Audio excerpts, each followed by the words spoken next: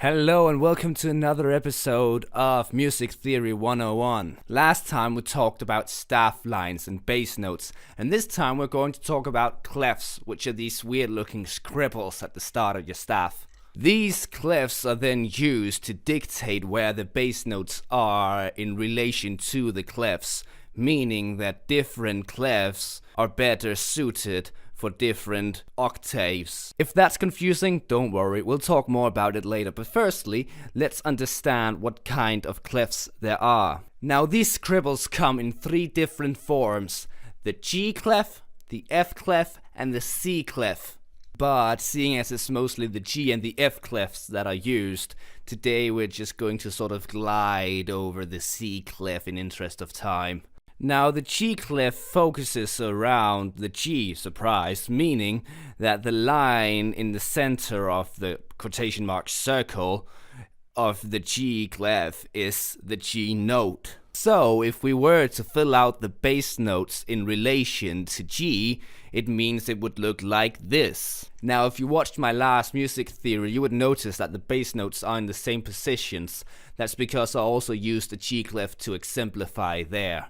That's because the G-clef is by far the most commonly used clef there is. Furthermore, the G-clef has two different types of forms, if you will. The treble clef, which is the most commonly used G-clef, and the French violin clef, which is not really used anymore, but if you study old music, you might encounter it. Notice that the center of the circle of the G-clef are positioned differently in the two, meaning that the G and the bass notes are differently positioned in the two clefs. Then there's the F clef, which focuses around the F, meaning that the line between the two dots is the F note. And if that is the F note, it means that all the bass notes in relation to a F clef would look like this. Notice that once again all the notes are differently positioned in relation to where they were before. And just like the G clef, there are different kinds and forms of the F clef. The most commonly used is the bass clef, which looks like this. Then there's the baritone clef, which looks like this, and the sub-bass clef, which looks like this. Furthermore, to make everything even more confusing, all clefs can be octaved, meaning that they are either played an octave higher or lower than what they would normally be. The octaving is indicated by this little 8 scribble, and if the scribble is above the clef, it means it's played an octave higher, and if it's placed below the clef, it means it's played an octave lower. This is, for an example, used with guitars, who usually play an octave lower than what's written for them. So, to put everything into perspective, if we combine the treble staff with the bass staff, we have a grand staff.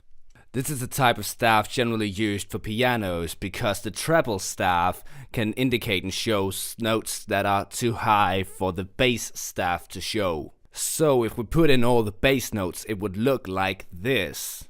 And to put in perspective to a piano, it would on a piano look like this. Here's made even more obvious that the treble clef has higher notes than the bass clef. And if we were to name all the octaves, the lowest would be the great octave, also called C2. The next would be the small octave, or C3, the one-line octave, or C4, and lastly the two-line octave, or C5. Furthermore, all the notes depending on the octave will have different names, with the most important one, and I still don't know why this is an important one, but the most important one being the middle C, also called C1. Now, a lot of this might be very confusing, so if there is one thing to remember from this video, it is that the treble clef has these positions of the bass notes, and it is higher than the F clef, which has these positions of the bass notes. If you can remember just those two things, in most cases you'll be fine, don't worry. That is all for today. I hope you liked the video. If you did, make sure to subscribe so you can follow upcoming music theories, or comment if you have any questions you want to ask me. My name has been Alexander Klock, and goodbye.